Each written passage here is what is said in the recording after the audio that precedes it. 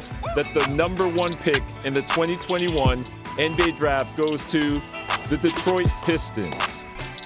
Who's got the number one pick in this year's draft? Who's got the number one pick in this year's draft? Basketball! Select Isaiah Stewart. The Detroit Pistons select Killian Hayes.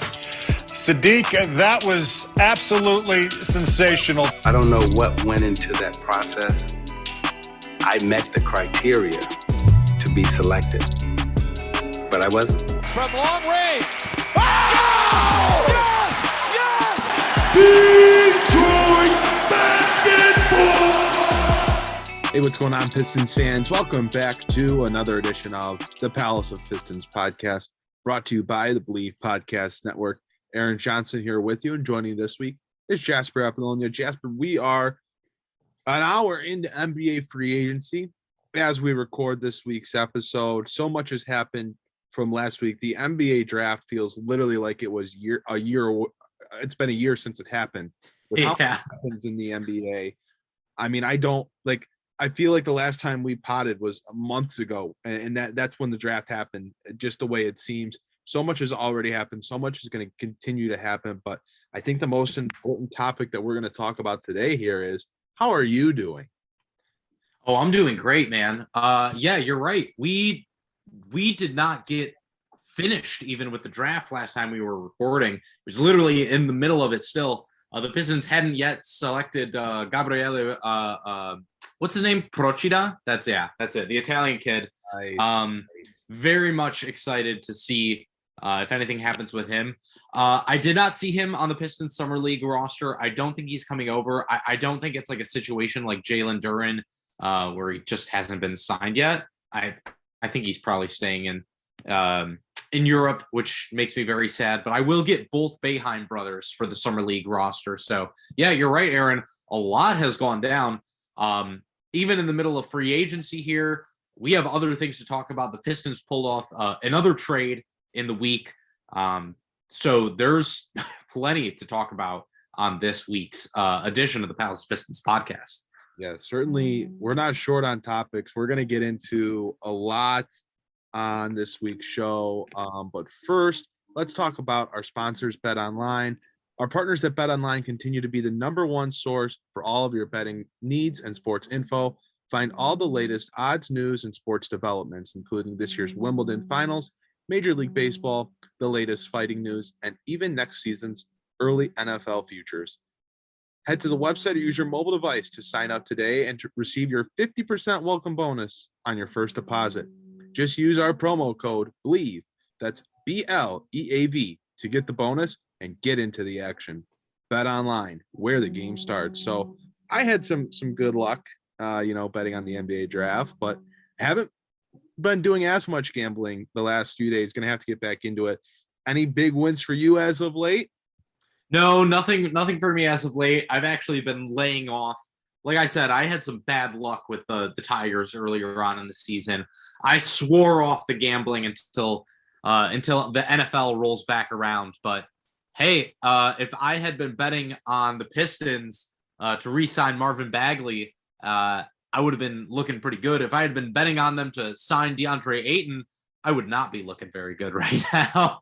As Marvin Bagley's coming back to the Pistons on a 3-year, $37 million year.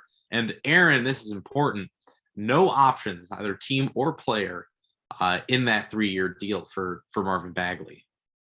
Yeah, that's a little bit of a different deal than we have seen in the Troy Weaver era since he took over for the Detroit Pistons. We've seen a lot of, especially last year, the 2-year deals with a team option as that third year in the contract. So interesting that that's not the case with Bagley. And we might as well just start there. Bagley, the first and only signing as we're in the middle of this recording. And he gets 3 years, $37 million, so just over $12 million a year. I think the initial reaction is a lot of people, at least on Pistons Twitter and the Palace of Pistons group chat, say that that's a bit of an overpay for Bagley. I'm curious what you think on the signing. I don't know. It depends. Were they competing against anybody for this signing? And I'm not really sure they were. And that kind of, bothers me a little bit. It's kind of like that Kelly Olynyk deal last year where I'm like, how many other teams were out there trying to give Kelly Olynyk, $12 million a year? I don't know if anyone else out there was. And you look around some other deals around the league right now, Mo Bamba going back to Orlando, which was a surprise, on a 2-year, $21 million deal. Isaiah Hartenstein is going to New York as well for less money. So I guess for me, I'm just a little confused who they were competing against for this deal. Also, the money for the years for a player that still can't shoot and can't play defense, to me, and I think this is one of those things, Aaron, where we have to talk about the context of the team. When you're looking at the rest of that front court, and obviously things could change even while we're recording this, but Kelly Olynyk, Jalen Duren, Marvin Bagley, and Isaiah Stewart. To me, that is not a front court that really makes sense. And also, by the way, Nerlens Noel now, too, is in the mix with the Pistons making that trade with the Knicks. So I'm seeing 5 guys who, as far as I can tell, they're all centers. So I don't necessarily know what's going on here. I'm not really sure what the Pistons' plan for their front court is. As of right now, you're paying Marvin Bagley, like you said, over $12 million a year. Where's the playing time in here for your young guys, for your vets? What's the plan? I'm not necessarily seeing it right now. Yeah, I think the way that I look at the front court is you're absolutely right. It's kind of a weird group because it's a crowded front court, but I don't know if I see a pairing in the front court that's going to look good on the court. If the Pistons are serious about this idea of making Isaiah Stewart a power forward and you're moving him to the 4, which I think is an awkward fitting, at least it will be at first. And I'm not convinced that it's going to work long term, but I do see the merit in trying it, but they're kind of really locked into that with the way this roster is being put together. So let's say Isaiah Stewart, you're starting 4, and Nerlens Noel, who we're going to talk about, shortly down the road here on this podcast, as of now looks to be your starting 5. And then you have Marvin Bagley. And I know there's going to be people saying, oh, you're going to start Marvin Bagley. You're going to start Marvin. I don't think so. I really just don't think so. I don't think I don't think he'll start over Isaiah Stewart. In fact, I'm very confident in believing that. And I don't think he'll start over Nerlens Noel.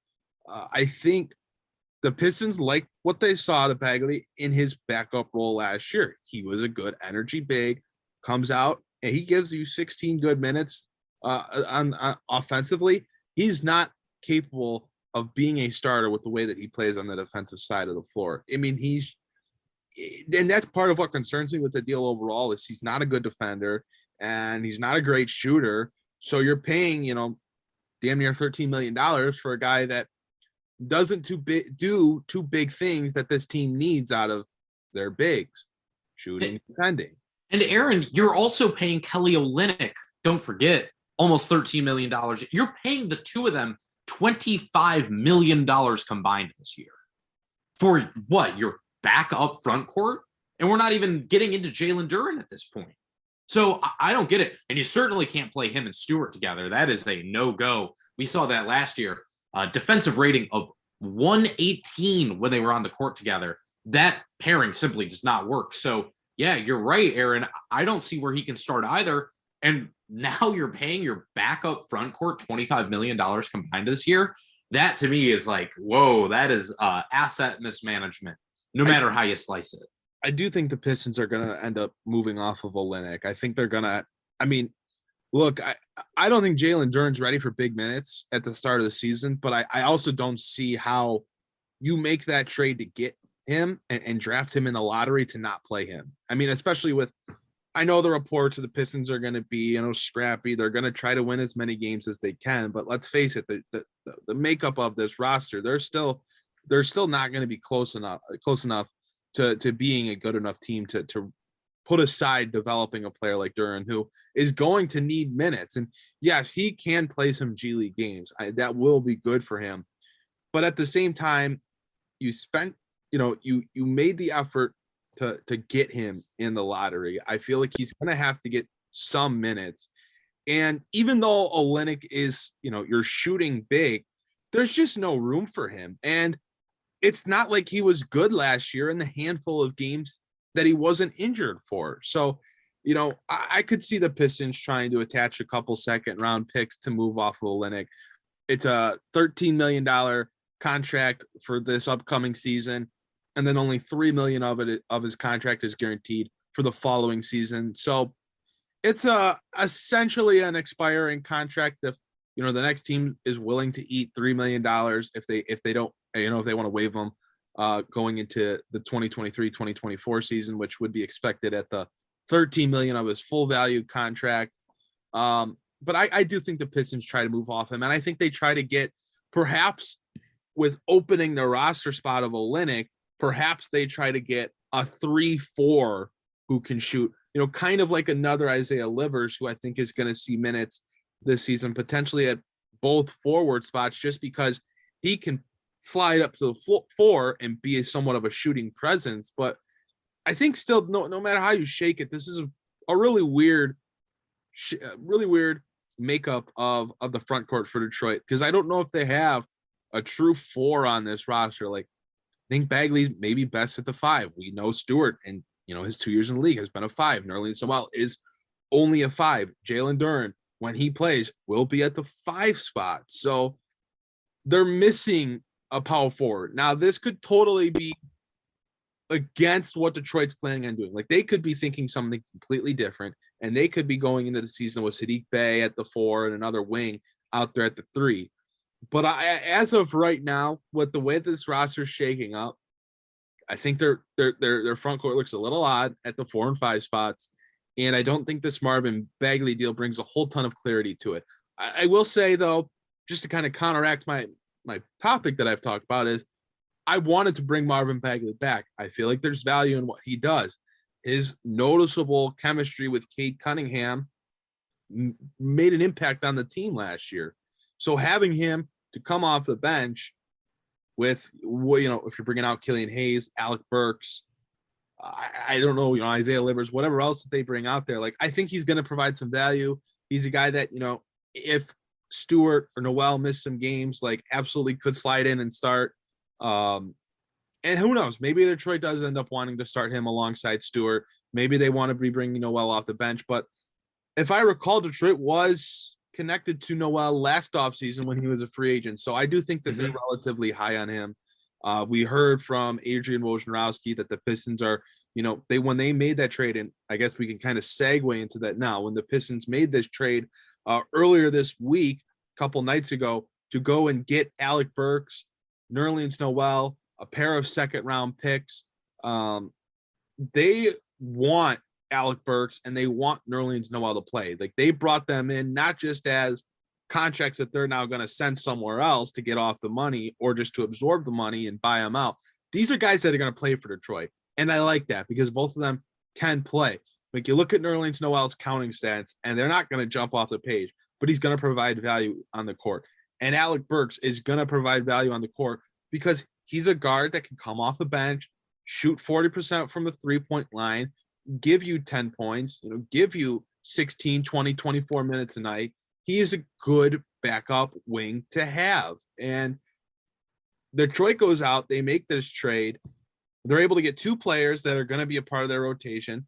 One of them might start. They're able to get 2 more second-round picks. Now, some people are like, oh, they didn't get a first-round pick. They got 2 more second-round picks. And, I don't know what the real value of these second-round picks is, especially with the way that Troy Weaver has used them so far. With picking up guys on draft and stashes, and then Luka Garza last year, who was essentially just a G League player that ended up not getting his option picked up by Detroit and is now an unrestricted free agent. So I don't know if they provide a whole ton of value to Detroit because Detroit hasn't really shown that they care a lot for second round picks in the way that they've drafted with them, but they're more assets to stockpile. The Pistons come out of that trade with New York. Alec Burks and Nerlens Noel, 2 guys I think are going to really help this team, Jasper. Well, hey, you say they don't value their second round picks, but that's not necessarily true. You brought up a name, Isaiah Livers. That is a guy I think could easily start for Detroit this year. As of right now, and again, let's be clear, the Pistons still have, as of us recording this, about $12 to $13 million in cap space that they can use on a wing, which they still desperately need. They need a wing. They need a power forward. As of right now, Aaron, I think the guy that most makes sense in this starting lineup, just looking at the roster, is not Saddiq Bey at the 4. I think it's Isaiah Livers at the 4. And then you put one of Noel or Isaiah Stewart out there at the 5. Because I'll be honest, I just don't believe that Isaiah Stewart is a 4 at this point. I need to see way more from him in terms of stretching the floor. It just has to change because he's not a rim threat. So the way I look at it is not just that one, but I think both of those guys could easily start for Detroit, Alec Burks and Nerlens Noel. This was a really good deal. And to be clear, we don't know what is going back yet. It could be Kelly Olynyk. Who knows? I doubt it. I don't think that that's something that the Knicks would want to do. But the Pistons are going to have to send something back to New York as well. So I could very simply see Alec Burks being your starting 2 going into the year, with Killian Hayes and Jaden Ivey being in the backups, or Corey Joseph. A riot saying that. Why would I cause a riot? If Jaden Ivey's coming off the bench behind Alec Burks, a lot of people are going to be upset. Pistons need shooting in that starting lineup, and we've seen it last year with Corey Joseph being the starter over Killian Hayes. I mean, look, Ivy very well could start. I don't know how he's going to look in summer league. I don't know how he's going to look in training camp. I don't know any of that. But the Pistons really need need a solid shooting guard next to Cade Cunningham. They definitely need some veteran presence in that starting lineup. I could very easily see Dwayne Casey going with Alec Burks as a starter and Nerlens Noel. It could happen. Definitely. If the Pistons are starting Alec Burks over Jaden Ivey and starting Isaiah Livers, who only played 19 games last year, I can see the explosions outside of Little Caesars Arena. I can see the fire, the pitchforks, the Molotov cocktails. And I mean, yeah. I like Isaiah Stewart. I think he can be a player. He's the archetype. But on the flip side, he played 19 games last year. He's dealing with his foot injury. He did come back from that, but he only played 19 games. But Aaron, look at this roster. Who other than him is a 4? He's the archetype. He's the archetype of what you want out there. A guy that can shoot, bring that type of game offensively where he's not just a big in the paint. Like, he can shoot the ball. He can move on the outside the arc. I get it. He's a little bit more versatile defensively because he's a little bit smaller, can guard a couple different positions. I get it. But if it's kind of like what we talked about with Marvin Bagley when we saw him play, those first couple weeks in Detroit. It's like the archetype's good. It's the right archetype, but that's not the actual player. You need a higher level player of that archetype. No, I think we agree on this. And that's where Troy Weaver, like we said, he has $13 million left or so. That's where he needs to focus it. He needs to focus it on that bigger wing. I mean, even a Gary Harris, a TJ Warren at this point. Yeah, I do too. I think Gary Harris would be great because you can play him at the 2 or the 3, in my opinion. And that makes it a lot more palatable to try Isaiah Stewart at the 4. It makes playing somebody like Saddiq Bey at the 4 even maybe more of a possibility. You can do a lot of different things if you have somebody like Gary Harris, or like I said, a TJ Warren, I think also would give you kind of that size, scoring ability, shooting that you really need right now if you're the Pistons. Aaron, I think we're both in agreement that the trade with New York, both trades with New York really, were definitely good ones for the Pistons. Obviously, we don't know what's going back to New York yet, but I can't imagine it's Cade Cunningham, so I think we're good there. The only report we have on that is that I believe it was James Edwards who said it. There's no players going back in the deal to New York, so the Pistons aren't getting off any cap space with a guy like Olynyk in that deal. They're not giving up any player asset like Isaiah Livers or someone like that, for example. he did say that there's no players going back in the deal. I don't know if that necessarily means that something like the player rights to a player also, aren't going to be moved in that deal. Maybe Detroit sending back a heavily protected second round pick or something that won't ever actually convert. But so we do know that they're not sending any players back. I think you look at this trade, just to recap it, to bring it all back together. I think the Pistons, coming away with two guys, I guess that could both have arguments to start for this team based on what I said about Noel and what you said about Burks. You come away with that. You come away with 2 second-round picks. I want to say one of those was ones that was a second-round pick that was already Detroit's that they yes. It got traded about 7 different times. It's pretty funny. So they got that pick back. They got another second-round pick back, and then $6 million in cap space, which, just so everyone knows, I learned this a couple years ago on draft night when the Pistons traded the rights to Kevin Porter Jr. for, I think it was $5 million. That money, that's $6 million that Detroit got in this trade, does not count towards the cap. It cannot be used in any sort of contract maneuvering, roster maneuvering. It's not money that's part of Detroit's cap space. It's operational money, from what I understand. It goes to the franchise, the organization, but it cannot be used towards signing a player, extending a player's contract. It is not money that counts towards the cap space. So do not add that $6 million to Detroit's current cap sheet right now. It does not work like that. What they got back that will impact the team itself are Burks, Noel, and then the 2 future second-round picks. But overall, I really like that trade for Detroit. I think getting 2 guys that are veterans will stabilize this very, very young roster that still needs more veterans with whatever Detroit has left to work with in free agency. They don't have a ton of roster spots from what I'm seeing. Well, they have 2. They're at 13 right now. You know what I mean? So even with Burks, with Noel, they're losing Jeremy Grant. They got that $6 million, that little something extra for Daddy. So they still have, 2 roster spots to fill with like $13 million in cap space. So you have to assume a good chunk of that is going to a wing, and the last bit is probably going to somebody that's going to fill out your roster. It could be anyone. So let's talk about that then. All right. We've talked about the trade between the Knicks and the Pistons. We talked a little bit about, oh my God, I'm blanking. What did we talk about at the beginning of the show? The Marvin Bagley getting re-signed. My God. So much, like I said, so much has happened that it feels like it's been a month since the draft. We're still going to talk about Summer League because I'm forcing that into this week's show because we have to talk about Summer League for me. But let's talk about free agency now, the rest of free agency for Detroit. So you have Marvin Bagley. You signed him to a 3-year, $37 million contract. According to Jasper, who I'm trusting with this, he was wrong last week. He was supposed to make a public apology on this week's pod. He hasn't, but according to him, they have $13 million in cap space left. They have 2 roster spots to work with, 2 roster spots to fill.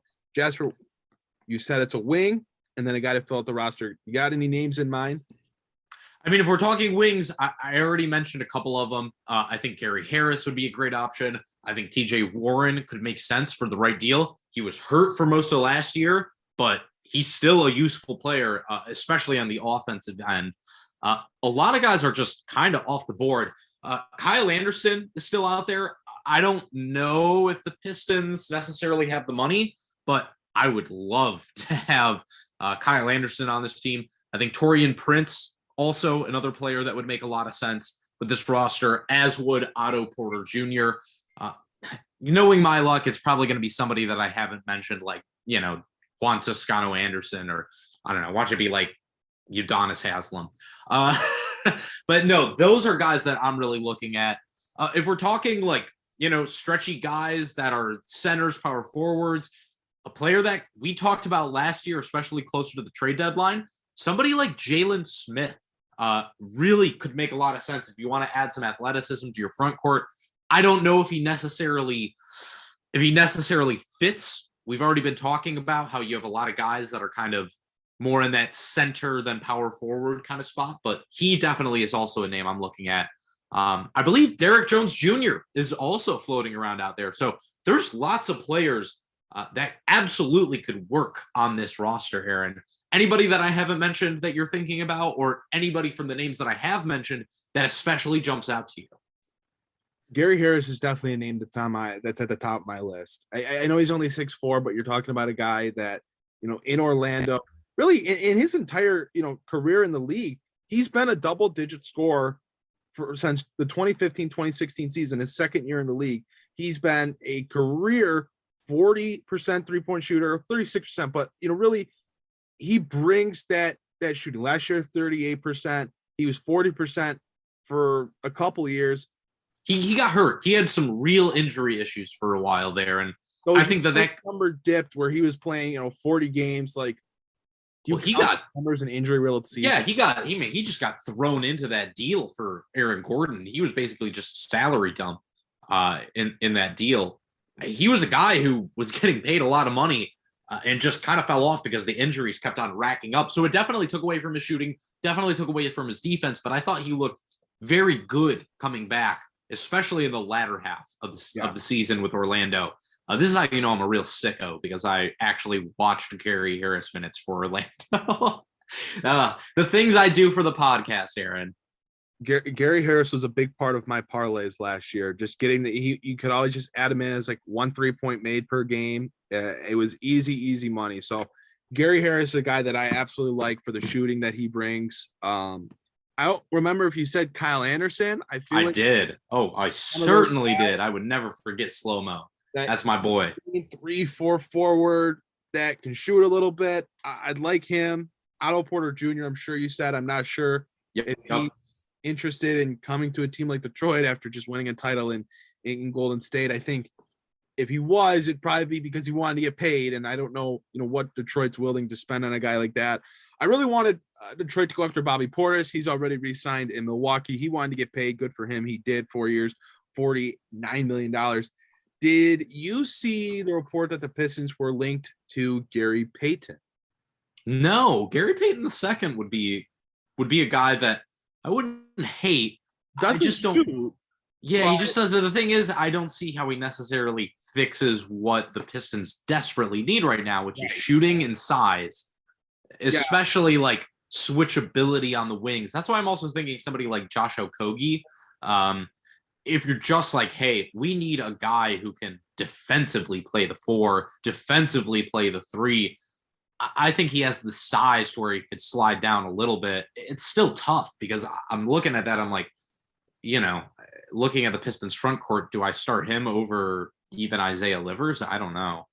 I think the Martin brothers would do good. Sure. But we're talking. But at this point, if we're talking about any of those, if we're talking about the Martin brothers as like starters, man, I don't think that's a good thing. So I do really think you need to go for somebody in that like Kyle Anderson, TJ Warren, Gary Harris, maybe like you said, Otto Porter. Those are the names that I'm really looking at. There's only so much money to spend and there's only so many roster spots. I do think the Pistons can and should get at least one of these guys. So you don't have in your starting lineup Jaden Ivey, and you don't have. I didn't say that. Well, I'm trying to put together your starting lineup right now because I would have Jaden Ivey in my starting lineup. I'm just saying, Dwayne Casey this guy loves his vets. If you've been in the league for 10 years, Dwayne Casey wants you in his starting lineup. But you're looking to sign a starter. Yes, definitely. So what is your starting lineup right now? Where's your three? Preferably, and this will change, but preferably it's going to be something like Cade, Ivy, Sadiq Bey, insert wing here, and then one of Nerlens, Noel, or Isaiah Stewart. Okay. Preferably. But of course that could change. I mean, like you said, you could maybe move Isaiah Stewart down to the 4. You're playing a different guy at the 3. I think you have a problem with size then, which again is where I look at it and I say, as of right now, I think your best starting option at the 4 is Isaiah Livers. I know that sounds crazy, but I really think he is. But again, this could all change. Taurean Prince could sign in 2 minutes. And then I'm like, hey, that's my starting 4. How healthy is TJ Warren? Can he start 81, 82 games? I don't know. I don't know. But we will find out very soon. there is going to be somebody else signed. There simply is. There's no other way because you can't start your season depending on Isaiah Stewart to play the 4. You just cannot. You can't. And if they are, then they're going to lose a lot of games. I think that's what it's going to be from reading the tea leaves. Okay. How do you go out? How do you go out and bring in Nerlens Noel and bring back Marvin Bagley and draft Jalen Duren? All 5s in reality, and then you hear it from the beat writers. You hear it from Troy Weaver. Like, we envision, you look at what Boston did with Robert Williams and Al Horford. Like, that's what we envision Stewart and Duren down the line. Like, just from reading the tea leaves, that's what it says to me. It says they're gonna make Isaiah Stewart the 4. Okay. I don't know if it's gonna work. I'm just saying. I need to see it. I need to see it because the guy has just not put up anything close to the volume that you need to see from a player that you're trying to move to the 4. And his shot, I don't know, man. I mean, whatever. Brook Lopez did it. Al Horford did it. Paul Millsap did it. I guess he can do it. I just need to see it first before I'm going to have any sort of confidence in him as my starting 4. And I think it also brings up questions defensively because what he's best at, I mean, look, do not get me wrong. Isaiah Stewart as a switchy 5 is just about as good as it gets.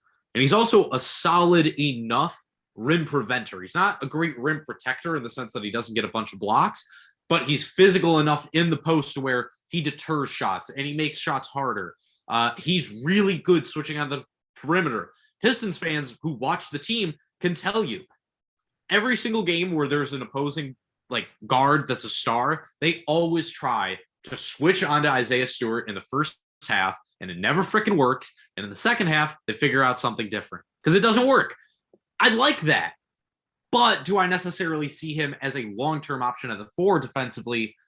I don't know.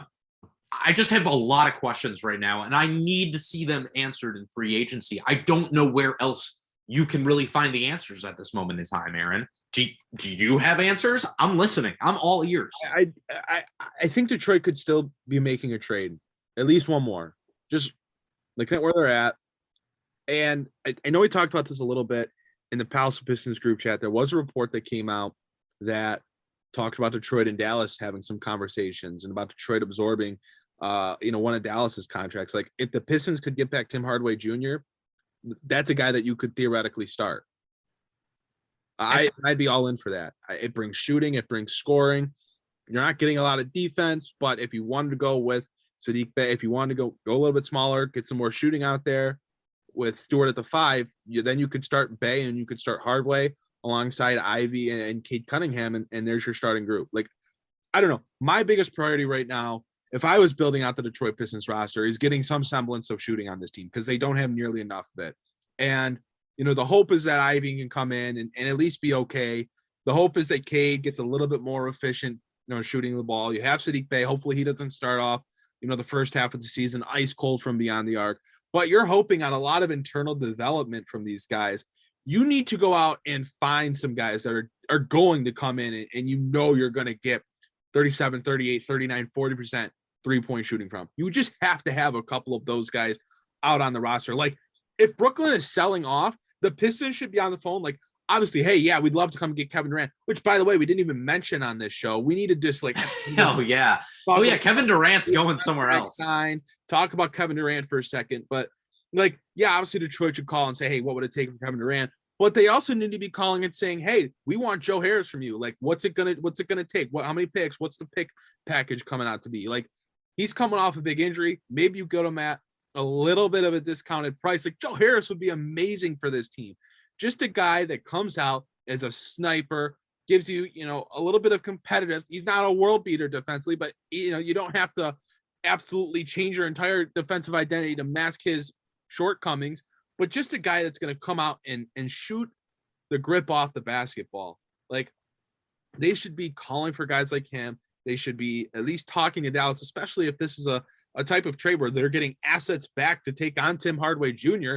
It essentially would be another Knicks trade where they're getting back a player that is actually going to play for them while adding some sort of capital asset in a draft pick. Like, That's what I would be doing if I'm Detroit. Like, I look at the free agency class and I say, look, if we can't get a guy like TJ Warren, if we can't get one of these guys, and there really aren't a ton of them that are at least fringe starting level players, then we need to look at the trade market.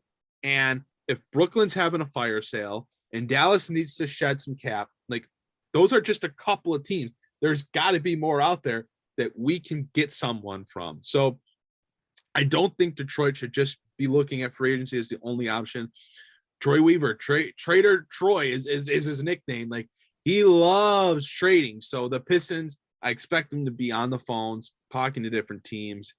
And I don't know if the answer is in free agency. I mean, obviously they still probably have a free agency, at least one to come with the roster spots they have. But I certainly think some more moves have to come for Detroit, specifically in shooting, and they need some forward depth because they don't have enough of it. Yeah, I totally agree with you, Aaron, and I think we're on the same page. And let's also be real. Hey, Alec Burks, Nerlens Noel, those are also guys that could easily be flipped in a trade package for another player too. So I know we've talked about them potentially even being starters on this team. They might not even be on the roster to open the season. It very easily could happen. There's still a lot of things in flux for this team, both on the roster that they have right now, in terms of free agency, in terms of potentially acquiring players through trade. There are still a ton of moving parts.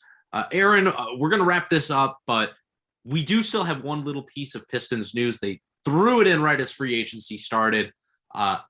The Summer League roster was announced for Detroit, and oh, joy of joys, this is the year, Aaron. It is happening for you. Pistons are going all the way to that Summer League title because all of their first, second, and third year players are slated to be on the Summer League roster, except for Jalen Duren, because he hasn't signed his contract yet. Joining them will be a couple of well-known commodities. Anthony Tark, a guy we talked about last year. And this brings such a joy to my heart. Both of the Boeheim brothers out of Syracuse are going to be on the Summer League roster as well. I can't wait to see Jimmy and Buddy running around, knocking down threes and mid-range fadeaways. Oh, I cannot wait, Aaron. Look, you know that Summer League is near and dear to my heart. If you've listened to this podcast, you know Summer League means a whole lot to me. I've watched Luke Kennard, Henry Ellenson, Stanley Johnson dominate the Orlando Summer League. And then Detroit went to Las Vegas. And Cade Cunningham, Killian Hayes, Sadiq. Well, they didn't have it with Killian Hayes and Sadiq Bey, but they had them in their second year. But I've watched them go with the top prospects in Orlando, the top prospects in Las Vegas, Summer League. It just is a scene that I'd love to be a part of. Basketball prospects playing all day round. It's just an amazing thing. But do not try to sell me on Cade Cunningham, Sadiq Bey, and Isaiah Stewart. Those gentlemen will not step a foot on the court during any of the Pistons Summer League games. There is not a chance that any of those guys step on the court. The only one that could and should is Killian Hayes, and he should be out there with Ivy, Livers, Jalen Duren when he's added to the team once the trade with New York becomes official, Balsa Koprivica, who's playing Summer League, the Boeheim brothers, Buddy on a two-way contract. He replaces Jamorko Pickett, the other two-way contract player. Braxton Key's going to be on the roster. Oh, we didn't even talk about, he's a two-way. So I was trying to think of how we talked about the forward spot earlier in the show, but I guess he's a two-way, so he's not fully on the roster. But that's the Summer League group. Like, the Pistons will absolutely not let Cade Cunningham touch the court of a Summer League game. And I like that they're going down there. It shows camaraderie.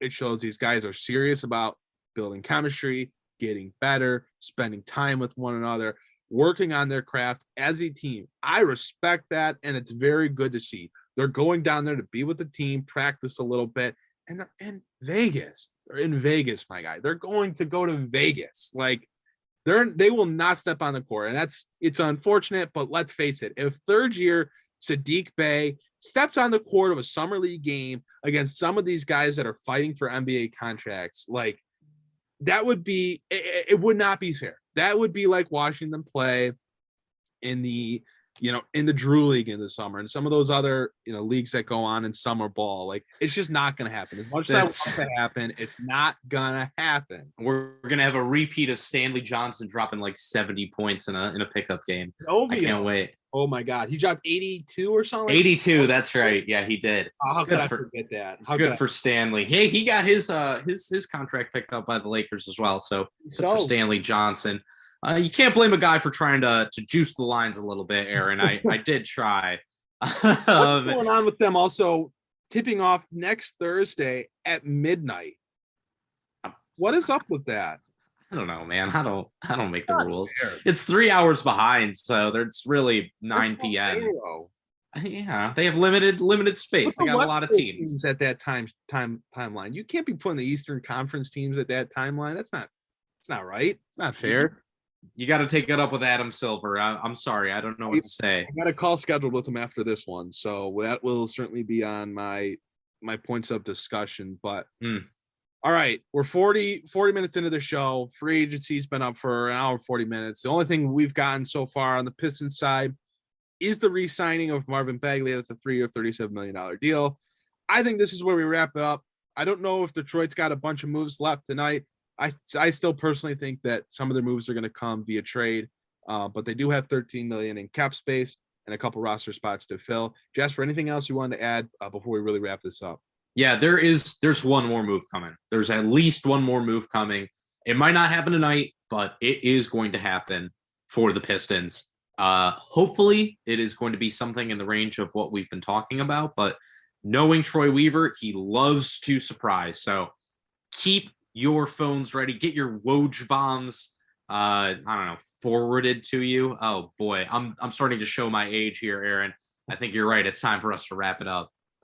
All right. Well, hey, that's gonna do it for this week's show. We're hoping we can get Mike Anguilano back with us sometime soon. This guy is so tough to get to record with us. He's the price of fame. The price of fame. Podcaster now, so he's all that. And a bag of chips. I get it. He can't be with us every week. We're hoping to reel him back in sometime soon.